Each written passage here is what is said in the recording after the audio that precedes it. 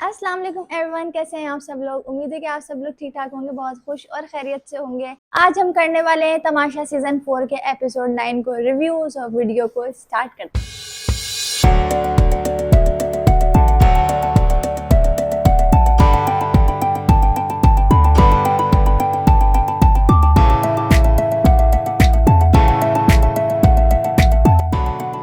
Last episode में हमने देखा था कि दानिया जो थी वो वजीर बन गई थी और अब बारी आती है ड्यूटीज़ को डिस्ट्रीब्यूट करने की।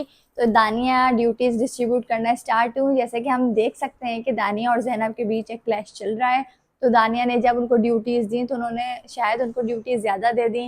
वैक्यूम करना था गर्ल्स रूम का, बाहर का, और फिर उनको बर्तन भी दे दिए। इतनी सारी चीज़ें उनको दे दी, इस पर उन्होंने वो काम करने से मना कर दिया और फिर से इनकी जो लड़ाई थी वो शुरू हो गई। ज़ैनब जो थी वो बोलना शुरू हो गई कि मैं ये काम नहीं करूँगी और ना ही मैं जेल जाऊँगी।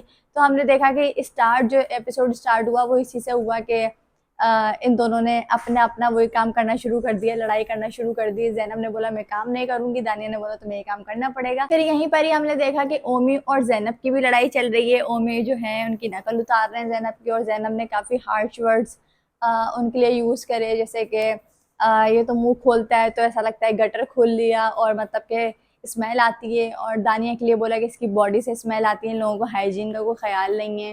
तो मतलब ज़ैनब ने इस तरह की बातें बोली जो कि देखने वालों को अच्छी नहीं लगी होंगी, उनके फैंस को अच्छी नहीं लगी होंगी। और अगर कोई ऐसा इंसान है जो अभी एक स्टेज पर है जो कि ज़ैनब का फ़ैन बनना चाह रहा है, लेकिन जब वो इस तरह की बातें सुनेगा तो उसको डिसअपॉइंटमेंट होगी, क्योंकि आप किसी भी इंसान की पर्सनैलिटी पर और इस तरीके से नेशनल टेलीविज़न के ऊपर आप कमेंट नहीं कर सकते। ये अच्छा नहीं लगता।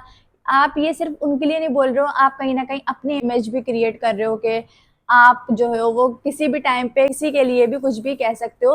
तो हर इंसान जो होगा वो आपसे बच के रहेगा। तो अगर आपको तमाशा घर में रहना है, आपको ऐसा नहीं हो सकता कि आप अकेले रहकर सबका मुकाबला कर लो। आपको कोई ना कोई अपने साइड पर मिलाना ज़रूरी है।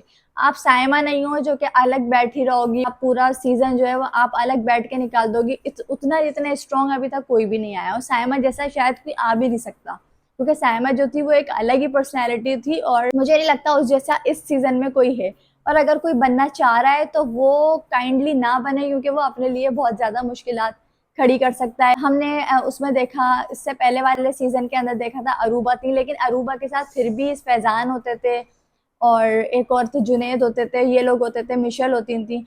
तो उनका फिर भी एक ग्रुप था। यहाँ पर आपको किसी ना किसी को अपने साइड पर करना ज़रूरी है, आपको एक दो बंदों के ग्रुप में जाना ज़रूरी है। लेकिन Zainab I don't know why वो बिल्कुल अकेली बैठती हैं और उनका एक अलग ही चल रहा है। तो मेरी तो उनको यही सजेशन होगी कि थोड़ा सा अपने साइड पर भी लोगों को करें, किसी के साथ घुले मिलें, ताकि आगे जाके आपको मुश्किल ना हो। लेकिन खैर ओमी जो उसकी एक्टिंग कर रहा था, मुझे इतनी हंसी आ रही थी इस तरीके से ओमी उसको उसके मिमिक कर रहा था। और ज़ैनब जो थी वो तंग भी नहीं हो रही थी उससे, उसको वो इस चीज़ को भी पॉजिटिवली ले रही थी कि कॉपी भी सेलिब्रिटीज़ को किया जाता है।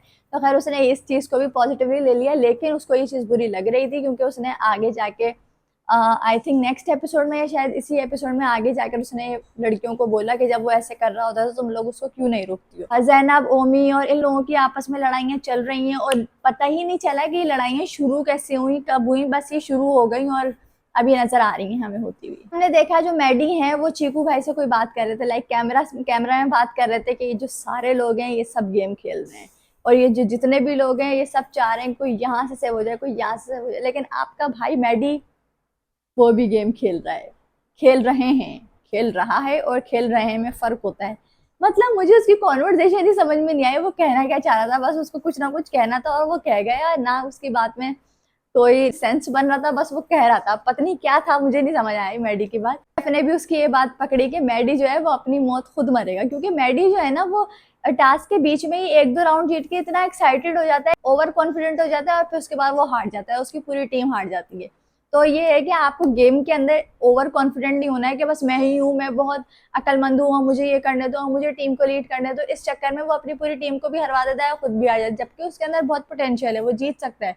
लेकिन अगर वो थोड़ा सा अपना ओवर कॉन्फिडेंस साइड में रख के चीज़ों को अच्छे से ध्यान से करे तो वो जीत सकता है। लेकिन खैर पता नहीं क्या होता है, 2 से 3 टास्क में यही हुआ है कि वो अच्छा करते करते फिर एकदम पता नहीं क्या होता है कि वो टास्क हार जाता है। मैंने पहले भी बताया था राशन इस दफा बहुत अच्छा है, तो काशिफ भाई और सारे घर वालों ने दानिया को इस चीज के ऊपर अप्रिशिएट किया कि उसने राशन काफी अच्छे से लिया, पॉइंट्स जो थे वो काफी अच्छे से कमाए, बहुत जान मारी अपने टास्क के अंदर ताकि पॉइंट्स आ सकें, और पॉइंट्स आए भी और उन लोगों ने काफी अच्छा राशन मंगवाया। मुझे लग रहा है इस हफ्ते कम से कम खाने के ऊपर तो लड़ाई नहीं होगी। इस हफ्ते टाइम मैनेजमेंट भी हो रही है। लाइक जब सेफ का टाइम था तो बादशाह सलामत डेली आके बोलते थे कि आज भी आप लेटे हैं, आज भी आप लेटे हैं, लेकिन आज हमने देखा कि सुबह नाश्ता भी बड़ी जल्दी से हो गया, सब लोग रेडी भी जल्दी से हो गए, और मतलब सब चीजें जो थी वो टाइम के ऊपर हो रही थी। दानिया की ये बात अच्छी लगी कि वो सिर्फ ये नहीं सोच रही कि मैं अभी इस हफ्ते के लिए सेव हूँ या मैं वजीर हूँ या मेरी अगर जैनब से लड़ाई हुई है तो मैं सिर्फ उसी के पीछे पड़ जाऊँ हाथ मुंह धो के। वो ऐसा नहीं कर रही, वो अपना फोकस सब जगह रख रही है, वो काम भी करवा रही है, वो चाह रही है कोई मेरे से लड़ाई भी ना करे। वो जैनब को भी मनाना चाह रही है लेकिन जैनब नहीं मान रही है, जैनब का कुछ अलग ही चल रहा है, उसका अलग ही कुछ बिहेवियर है, वो तो समझ में आ ही नहीं रहा है। लेकिन दानिया चाह रही है कि चीज़ों को सॉर्ट कर ले और चीज़ों को अच्छे से लेके चले। तो मुझे दानिया की जो ये कोशिश है ये अच्छी लगी कि वो सब जगह सब चीज़ों को टाइम दे रही है, और उसने पहले दिन ही टाइम को मैनेज कर लिया। हमने जैनब और यासीन की कॉन्वर्जेशन सुनी, जहाँ पर दे वर टॉकिंग अबाउट अहमर, के अहमर बहुत चला के दूसरों से काम निकलवाता है, लेकिन ऑडियंस के सामने वो ऐसे शो करवाता है कि वो सारा काम उसने किया है।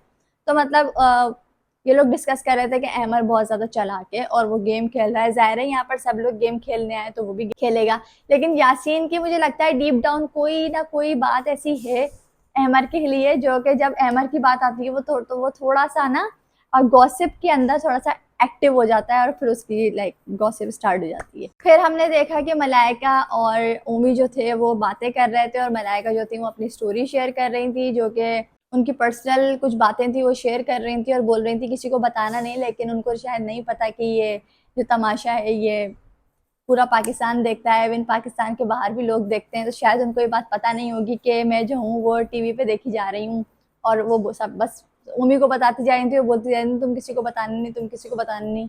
तो ARY वालों ने सबको बता दिया, ये बात सबको पता चल चुकी है। लेकिन खैर वो अपनी पर्सनल बात बता रही थी जो कि सोसाइटी लाइक ये रियलिटी है सोसाइटी की। बादशाह सलामत आए और बादशाह सलामत ने आके दानिया को अप्रिशिएट किया कि उनकी वजारत अच्छी जा रही है, टाइम मैनेजमेंट हो रही है, मतलब उन्होंने अप्रिशिएट किया इस बात के ऊपर। फिर उन्होंने यासीन और सैफ की जो सज़ा थी कि अगले हफ्ते सेफ नहीं हो सकते, वो सज़ा भी ख़त्म हुई और अब सैफ और यासीन जो हैं वो गेम खेल कर एक्टिवली पार्टिसिपेट करें और सेफ हो सकते हैं। उसके बाद टास्क आया, टास्क जो था वो उन्होंने बोला कि स्ट्रेंथ टास्क है, लेकिन मुझे नहीं लगा कि वो स्ट्रेंथ टास्क था, वो स्ट्रेटेजी बेस्ड टास्क था कि आपकी स्ट्रेटेजी अच्छी होनी चाहिए, आप दिमाग से खेलने चाहिए, आपका दिमाग हाजिर होना चाहिए, तो आप उसको कर लोगे। और यही हुआ कि सैफ वालों ने बहुत अच्छे से टास्क को किया आखिर तक, और आखिर में सैफ और रिदा थी और मलाइका और अहमर की लाइक ग्रुप था, ग्रुप इन द सेंस कि ये दोनों थे एक दूसरे के लाइक अपोजिट में, और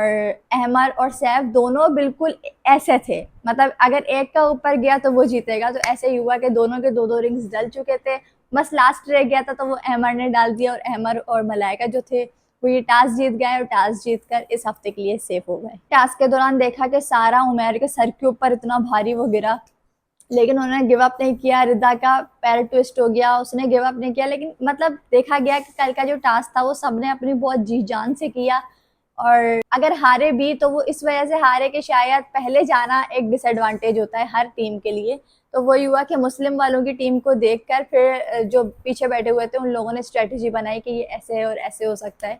तो खैर पहले जो जाता है उसको तो एक डिसएडवांटेज होता ही है, और वही हुआ मुस्लिम वालों को, इसलिए उनकी टीम भी बाहर हो गई और आखिर में अहमर और मलाइका जो थे वो जीत कर सेफ हो गए। तो ये था आज का रिव्यू, उम्मीद है आपको अच्छा लगा होगा। मिलेंगे आपसे कल, अपना बहुत सारा ख्याल रखिएगा, अल्लाह हाफिज।